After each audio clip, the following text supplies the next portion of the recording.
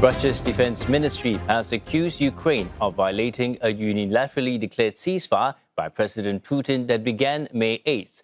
This comes as the nation celebrates Victory Day, marking the airline victory in World War II. Russian state media cited the ministry, saying that the Ukrainian drones and artillery struck its forces as well as civilian targets. But Moscow says that it will observe a three-day ceasefire arranged by Washington, which starts from today. The claims follow Mr. Putin's hailing the war against Ukraine as a just cause during his speech at the annual Victory Day parade. Moscow has scaled back the event for the first time in nearly 2 decades, with no heavy military equipment displayed on the Red Square, aside from a flyover of combat jet. It said it was due to an increased threat of attacks from Kyiv. For more, Dasha Chernyshova filed this report for CNA from Moscow.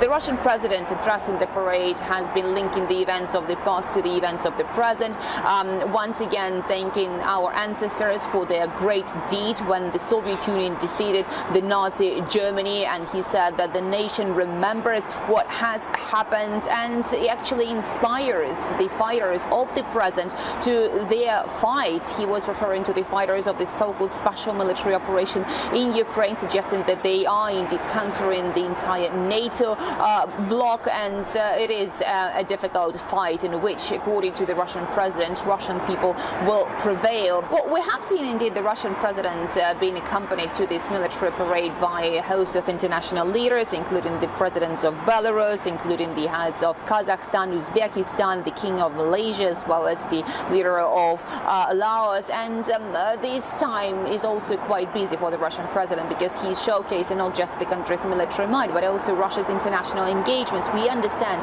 that a lot of discussions have been taking place on the sidelines, including with the Slovakia's Robert Fico. This is when the leaders are talking about bilateral ties, and obviously in the context of what has been happening with Iran and the closures of the Hormuz Strait, the sides are likely to have been talking about oil contracts as well as energy deals.